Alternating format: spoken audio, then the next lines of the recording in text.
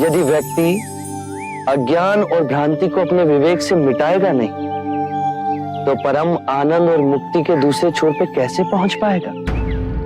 चाहे वो पूजा करे या अनुष्ठान या व्रत करे या किसी नीति पर चले, वो इस किनारे ही रहेगा। नमो बुद्धाय, जय भीम साथियों, आप सभी का स्वागत है चक्रवर्ती यूट्यूब चैनल पर, जिसके माध्यम से आप देख रहे हैं भारत की बौद्ध धरोहर की कहानियाँ। और आज के इस वीडियो में देखने वाले हैं महाराष्ट्र में स्थित ऐसे धरोहर की जो पूरी तरीके से समुद्र के बीचों बीच में बनाया गया है। जानते हैं इस धरोहर की ऐतिहासिक बदलाव किस तरीके से आए हैं और इस लेनियों में किस तरीके का बदल हो चुका था, ये भी हम आज के इस वीडियो में जानने का प्रयास करते हैं। तो सभी को फिर से निवेदन है कि इस वीडियो में अंत तक बने रहिए ताकि आपको भी एक नई कहानी समझ आएगी। चलते हैं हमारे वीडियो की तरफ में। आज के इस वीडियो में हम जिस धरोहर के बारे में जानकारी लेने वाले हैं, उस धरोहर को पहले तो घारापुरी बौद्ध स्तूप से जाना जाता था, लेकिन ये धरोहर पूरी तरीके से अननोन है, यानी कि किसी को इसके बारे में कुछ भी पता नहीं है। लेकिन आज के इस वीडियो में हम उसके ऊपर भी बात करने वाले हैं। तो ये धरोहर का पुराना नाम, जिसे हम घारापुरी कहते हैं, इसको अग्रहापुरी के नाम से भी जाना जाता है, यानी कि अग्रहारपुरी के नाम से जाना जाता है। उसका बदलता स्वरूप श्रीपुरी भी कहा जाता है। उसके बाद उसका श्री हरि भी नाम आया हुआ है। ये उसके बदलते हुए नामों को अगर हम ध्यान से पढ़ेंगे तो हमें ये पता चलता है कि इतिहास को इस तरीके से बनाया गया है कि लोगों को इसके बारे में जानकारी नहीं होती है। ये कहा जाता है कि इस इतिहास को किसी ने भी प्रामाणिक तौर पर लिखा नहीं है। जितने सारे इतिहास लिखने वाले थे, उन्होंने अपने अपने अनुमानों के और मान्यताओं के आधार पर ही एलिफेंटा का इतिहास को लिखा हुआ है और उसका काल निर्धारण को लेकर हमेशा की तरह विवाद रहा है। लेकिन इसके निष्कर्ष तक पहुंचने की बहुत ज़रूरत है। दुर्भाग्य से हम ये कहेंगे कि यहाँ पर एक ही शिलालेख पाया गया था, जो कि पुर्तगालों की तरफ से उसको गुम हो गया। इसकी वजह से ये आज की वर्तमान स्थिति में ये नहीं मिल पा रहा है। डियागो डी कूटो ने एनाल्स में निम्नलिखित प्रविष्टि में जब पुर्तगालों ने बाकेन और उसके आश्रितों को ले लिया था, तो यहाँ पर एक पत्थर मिला था जिसके ऊपर बड़े अच्छे अक्षरों में कोई शिलालेख लिखा हुआ था। तो उन्होंने अपने राजा को वो शिलालेख भेजा था, जबकि उस समय के भारत के गवर्नर या किसी वहाँ के लोगों ने इसको खोजने का जो प्रयास किया था, वो भी हम ये कह सकते हैं कि सफल नहीं हुआ। तो वहाँ पे जो हमें ऐतिहासिक धरोहर के तथ्यों के आधार पर हमें ये सारी बातें मिलती है, तो उसके बारे में भी हमें सोचना चाहिए। भारत के इतिहास में घारापुरी जो ऐतिहासिक धरोहर है, ये धरोहरों में बौद्ध स्तूप का एक महत्वपूर्ण हिस्सा, जो कि वर्तमान में घारापुरी में बौद्ध स्तूपों की हिल यानी कि स्तूपा हिल से जाना जाता है। लेकिन यहाँ पर अभी तक कोई भी अवशेष यानी कि संरक्षित करने की कोशिश नहीं की है।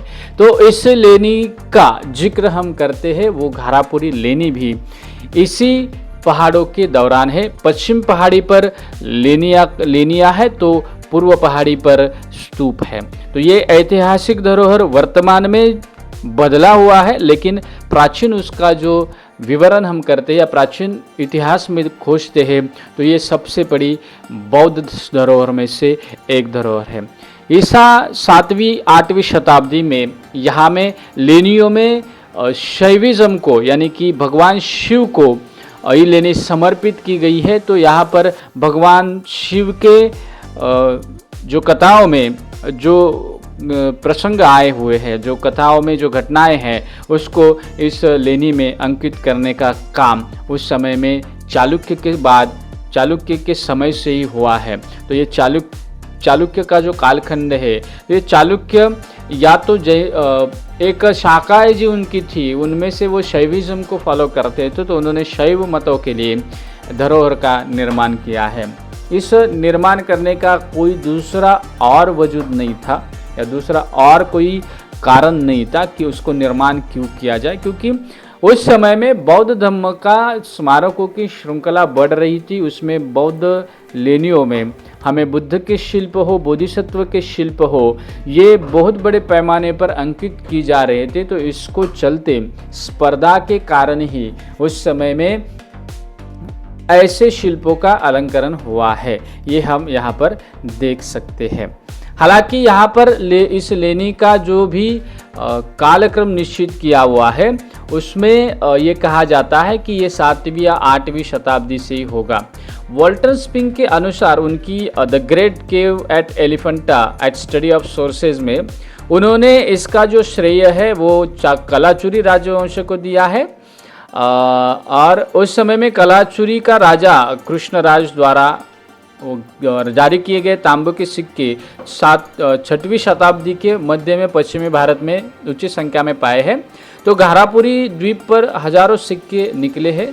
तो इसलिए एलिफेंटा की खोज के सिक्के को तार्किक समर्थन के साथ स्पिंग का तर्क है कि एलिफेंटा 6वीं शताब्दी के मध्य का एक कलचुरी स्मारक है जो राजा कृष्णराज के द्वारा प्रायोजित है। ये वॉल्टर स्पिंग इनका अनुमान है। उन्होंने अपने किताब में the great cave at Elephanta a study of sources में उन्होंने इसका जिक्र किया हुआ है। उसके बाद डॉक्टर रमेश गुप्ते, डॉक्टर मिराशी और डॉक्टर स्पिंग, इन दोनों के तर्कों को, मतलब डॉक्टर गुप्ते ने मिराशी और स्पिंग के दोनों के तर्कों का स्पष्ट रूप से खंडन किया है।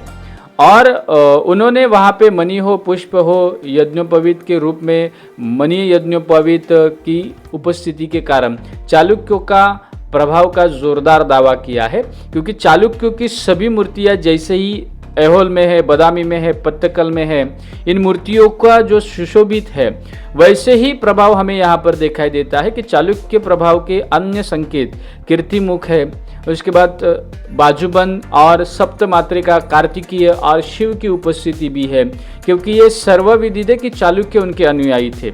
इसके अलावा 6वीं शताब्दी में चालुक्य ने कलाचुरी को पराजित किया था। बाद में राष्ट्रकूट और गुजरात सल्तनत जैसे राजवंशों ने घारापुरी को पोर्तुगीज को सौंप दिया था। अब बाद में 1661 में इंग्लैंड के चार्ल्स द्वितीय को पोर्तुगीज के राजा जॉन तृतीय की बेटी के कैथरीन ऑफ ब्रेगेजा के साथ विवाह की संधि के अनुसार पुर्तगाल चले गए। इस विवाह से द्वीप का कब्जा उस समय ब्रिटिश साम्राज्य में आया था। अभी ये हम इतिहास को पढ़ने के लिए जब पढ़ते हैं तो ये बात हमें समझ में आती है कि इस लेनियों में किस तरीके का बदलाव हुआ है। तो ये इतिहास संशोधकों का दावा ये है, वो केवल लेनियों का जिक्र करते समय उसमें जो अंकित शिल्पों को अनुसार उन्होंने अपना इस लेनी का काल का जिक्र किया हुआ है।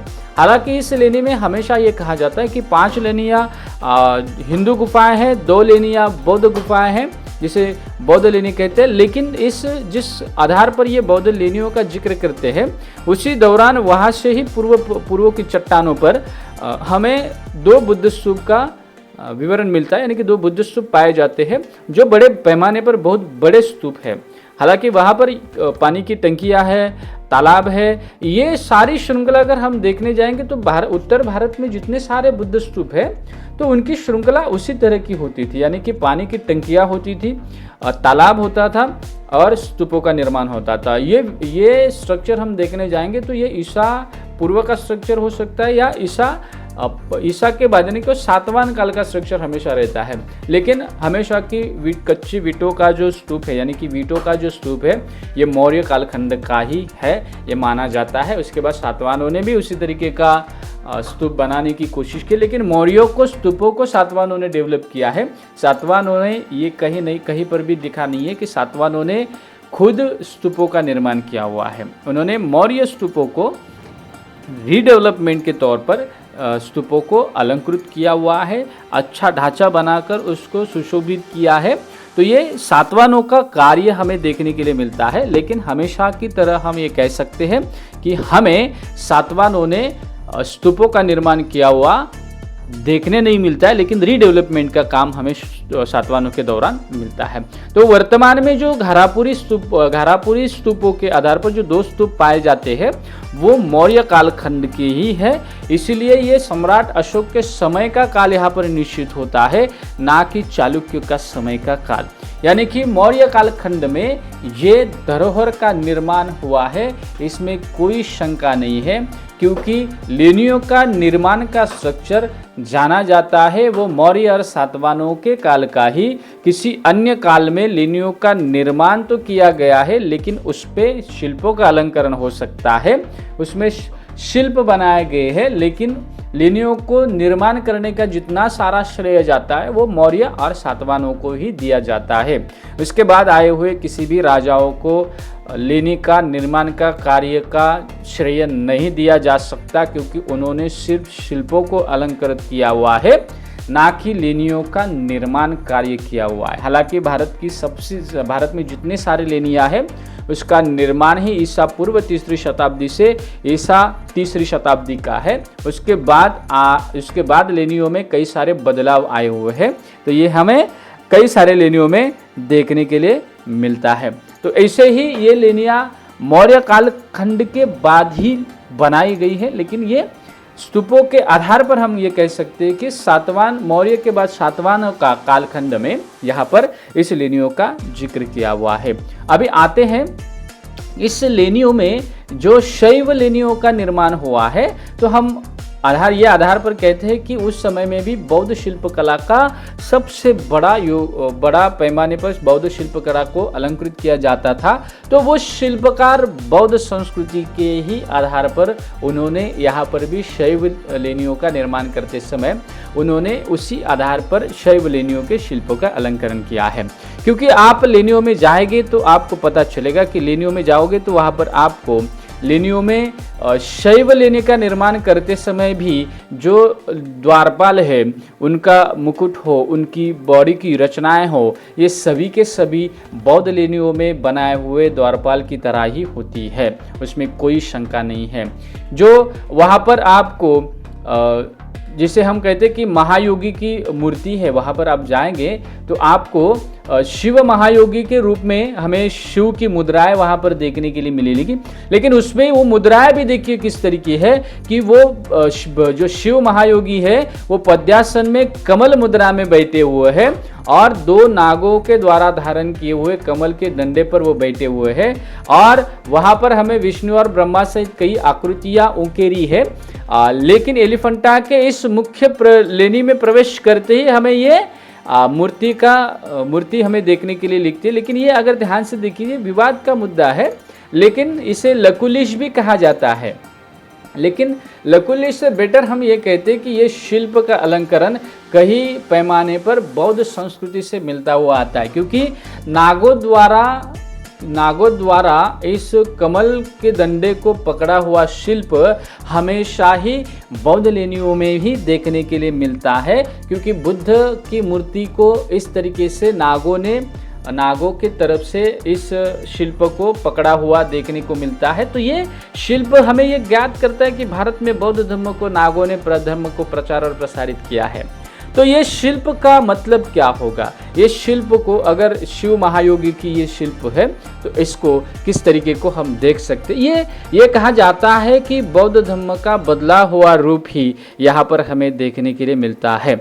लेकिन इसको ये नहीं कह सकते कि उसके पहले ये सारी चित्र नहीं थे, ऐसा नहीं है। ये शिल्पों का अलंकरण जो हुआ है वो बौद्ध धर्म से शैव धर्म में परिवर्तित हुआ है, ये हमें यहाँ पर देखने के लिए मिलता है। उसके बाद यहाँ पे रावणुग्रह मूर्ति है, जो कि यहाँ पर बड़े पैमाने पर वही आधार पर हमें देखने के लिए मिलता है। वहाँ पे यक्ष, गंधर्व, उसके बाद हमें और सारे शिल्पों को अलंकरण यहाँ पे भी मिलता है जो बौद्ध संस्कृति से मिलता जुलता है। उसके बाद उमा महेश्वर की मूर्ति है, वहाँ पर भी आपको ऐसे ही यक्ष, गंधर्व, किन्नर जैसे शिल्पों का अलंकरण मिलता है। उसके बाद आपको विद्याधर भी देखने के लिए मिलेंगे। ये सारे शिल्पों का अलंकरण आपको हमेशा की तरह वहाँ पर मिलेगा। उसके बाद अर्धनारीश्वर मूर्ति है, वहाँ पर आपको बड़े पैमाने पर शिल्पों का अलंकरण में भी आपको ऐसे शिल्प उत्कीर्ण किए हुए हैं कि उस शिल्पों में आपको कई बड़े पैमाने पर बौद्ध संस्कृति से मिलता जुलता ढांचा आपको यहाँ पर मिल जाएगा। लेकिन ये शिल्प हालांकि उस समय के वज्रयान पंथ का जो स्ट्रक्चर था, क्योंकि कोंकण प्रांत में वज्रयान पंथ बड़े पैमाने पर फैल चुका था, तो उस वज्रयान पंथ के शिल्पों को परिवर्तित बड़े पैमाने पर किया हुआ है, तो ये आधार है उसका, इस तरीके के बदलाव आए हैं। लेकिन ये माना जाता है कि ये शैव का ही शिल्प परिवर्तित हुआ है, लेकिन ये वज्रयान से परिवर्तित होकर शैविज्म में बदलाव आया हुआ है, ऐसा माना जाता है। उसके बाद हमें महेश मूर्ति देखी जाती है, वो हमेशा ही तीन हमारे भारत महाराष्ट्र के पर्यटन विभाग के या पर्यटन मंत्रालय का ये आइकॉन भी है। तो ये महेश मूर्ति को अगर हम ध्यान से देखेंगे तो अगर आप लेनियो में जाएंगे तो आपको पता चलेगा कि शिल्प को बाद में अंकित अगर किया जाएगा तो वो शिल्प दीवार के अंदर कार्य किया जाता है, और ये मूर्ति भी हमें इसी तरह ही देखने के लिए मिलती है, क्योंकि ये बाद में अंकित किया हुआ शिल्प है, ये हमें बड़े पैमाने पर देखा जाता है। और ये हमेशा की तरह यहाँ पर आपको गंगाधरा मूर्ति भी देखने के लिए मिलेगी। यहाँ पे कल्याण सुंदर यानी कि शिव और पार्वती का विवाह शिल्प भी देखने के लिए मिलेगा। यहाँ पे अंधकासुर वध का शिल्प भी हमें देखने के लिए मिलेगा। लेकिन वहाँ पर अंधकासुर वध का अगर आप चित्र देखने जाओगे तो वहाँ पर एक इम्पॉर्टेंट बात वहाँ पर आपको देखने के लिए मिलेगी कि वहाँ पे कुछ विवरण इस तरीके को अंकित किया है, वहाँ पे स्तूप पूजा जैसा कुछ आपको शिल्प अलंकृत देखने के लिए मिलेगा, जिसको हम ये कह सकते कि विद्याधर द्वारा उसको या उसकी पूजा करते हुए आपको ये शिल्प भी देखने के लिए मिल सकता है। ये सबसे इम्पोर्टेंट बात है कि यही इसका एक रूप है कि इसको किस तरीके से बदला हुआ है, ये आप वहाँ पर देख सकते हैं कि वहाँ पर भी स्तूपों जैसा अलंकरण आपको दिख सकता है। विद्याधर है, वहाँ पर यक्ष है, गंधर्व है और स्तूप जैसे अलंकृत हमें यहाँ पर देखने के लिए मिलता है। तो ये अंधकासुर वधों के शिल्पों में हमें ये जिज्ञासा हमें होनी चाहिए कि ऐसा क्यों हुआ, क्या हुआ, ऐसे क्यों बनाया गया है, तो इसका भी जिक्र हमें इसमें मिलता है। उसके बाद नृत्य मूर्ति शिव भी है, तो यहाँ पर भी हमें विद्याधर कई सारे पैमाने पर देखने के लिए मिलते हैं।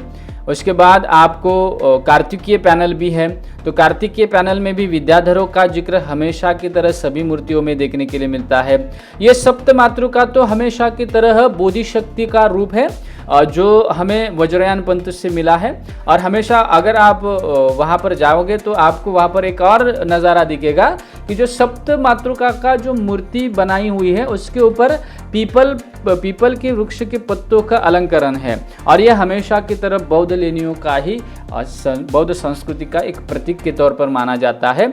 और ये सप्त मातृका जो मूर्ति है, ये सप्त मातृका का अलंकरण भारत वज्रयान पंथ की जो बोधि शक्ति है इसका प्रमाण है, जो हमें बाद में शैविज्म में बदलते हुए यहाँ पर देखने के लिए मिलता है। उसके बाद वहाँ पर गणेश जी का मूर्ति है, यानी कि भगवान गणेश का मूर्ति वहाँ पर देखने के लिए मिलता है, लेकिन इसका मूल स्ट्रक्चर जो है वो कहीं तो बौद्ध संस्कृति से मिला हुआ देखने के लिए मिलता है, क्योंकि विद्याधरों का अलंकरण ये हमेशा ही बुद्ध मूर्ति के ऊपर ही होता था। ये बौद्ध संस्कृति के कलाकारों का कलाकृति है, तो डेफिनेटली वहाँ पर बदलाव आया हुआ हमें देखने के लिए मिलता है। उसके बाद आपको कई सारे द्वारपाल देखने के लिए मिलेंगे, वो द्वारपालों का अलंकरण आप ध्यान से देखेंगे तो आपको यही देखने के लिए मिलेगा। यहाँ पे जो योगी के रूप में जो शिव का मूर्ति है वो हमेशा की तरह भगवान बुद्ध की मूर्ति जैसा ही बना हुआ है। तो ये बहुत ही इम्पोर्टेंट लेनी के वहाँ पर आपको ये संदर्भ देखने के लिए मिलेंगे। ये छोटा सा द्वीप तो है, लेकिन यहाँ पर असंख्य पुरातात्विक अवशेषों से ये भरा पड़ा हुआ है, जो इसके समृद्ध सांस्कृतिक अतीत के प्रमाण है। ये पुरातात्विक अवशेष दूसरी शताब्दी ईसा पूर्व के कब्जे के साक्ष्य प्रदान करता है, क्योंकि यहाँ पर जो स्थल नई ऐतिहासिक सामग्री को विशेष रूप से यहाँ पर दबे हुए स्तूपों की खोज के लिए और खुदाई की आवश्यकता का महत्वपूर्ण बात है, जो आपको इतिहास की एक विस्मयकारी स्मारक रहने की एक जानकारी दे सकता है, जो ऐतिहासिक कमियों को भरने की यहाँ पर मदद कर सकता है। हालांकि जिसके बारे में हमें जो जिक्र आता है वो ब्राउन पर्सी, इन्होंने भारतीय वास्तुकला, बौद्ध और हिंदू काल लिखा हुआ ये किताब में मिलेगा। जेम्स बर्जेस एंड फर्गुसन, इनका एलिफेंटा की चट्टानों की मंदिर, यानी कि जो इसके बारे में बात किया है उसके बारे में जेम्स फर्गुस और जेम्स बर्जेस, इनका 1880 का जो भारत की लेनियों का जो the caves and temple of India, इसका जिक्र वहाँ पर मिलेगा। उसके बाद गुप्ते ने 1965 में एलिफेंटा गुफाओं की डेटिंग लिखा था, वो journal of Indian history volume number जो वॉल्यूम है उनमें आपको वो देखने के लिए मिलेगा। मेरे ख्याल से ये वॉल्यूम जो है ये बहुत पुराना वॉल्यूम है, इसमें भी आप पढ़ सकते हैं।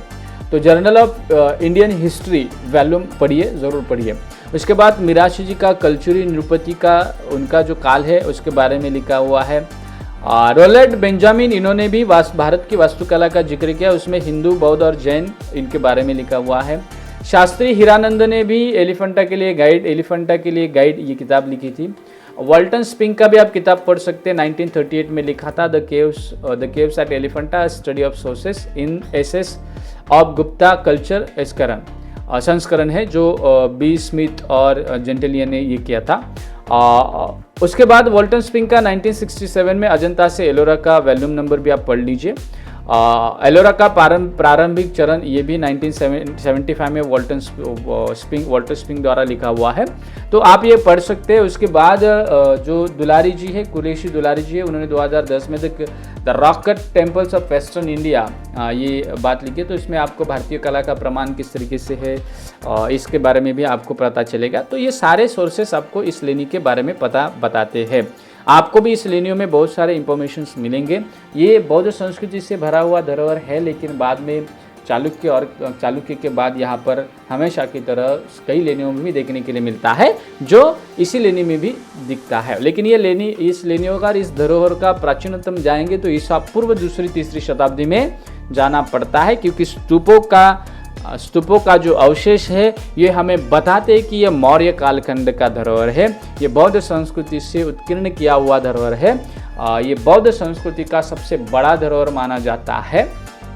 तो आपको भी इसको इसी तरीके से देखने जाएंगे तो आपको इसके पुरातात्विक अवशेष आज भी देखने के लिए मिलते हैं। साथियों, इसके साथ इस वीडियो में हमने इस लेनियों के बारे में जो इंफॉर्मेशंस बताई, वो हालांकि कई सारे इतिहासकार बताते नहीं है, क्योंकि उन्होंने अपने अपने रूप से जो उनकी विचारधाराएं है उनको रखा है। लेकिन ये हालांकि में बौद्ध धरोहर है, जो कि आपको ये इतिहास को बयां करने की कोशिश करते हैं। यहाँ के जो अवशेष है वो चिल्ला कर यही कह रहे हैं कि हम यहाँ का जो ऐतिहासिक धरोहर है बौद्ध संस्कृति से जुड़ा हुआ है। तो जाहिर सी बात है उस संस्कृति का फिर से उत्खनन होने की बहुत आवश्यकता है। वहाँ पर पाए गए 2 स्तूपों का, जिसे स्तूपा हिल के नाम से जाना जाता है, उसको आज भी देखने की बहुत आवश्यकता है। साथियों, इसके साथ इस वीडियो में इतना ही। ये वीडियो आपको कैसा लगा ये ज़रूर बताइए। इस वीडियो के माध्यम से आपको घारापुरी, जिसको एलिफेंटा कहा जाता है, इसके बारे में जो हमने इंफॉर्मेशंस दी है वो ज़्यादा से ज़्यादा लोगों तक शेयर कर लीजिए। और जितने सारे हमारे ऐतिहासिक धरोहर है इसको समझने के लिए आप चक्रवर्ती यूट्यूब चैनल को सब्सक्राइब ज़रूर कर लीजिए। तो मिलते हैं दोस्तों अगले वीडियो में, तब तक के लिए आप सभी को नमो बुद्धाय, जय भीम।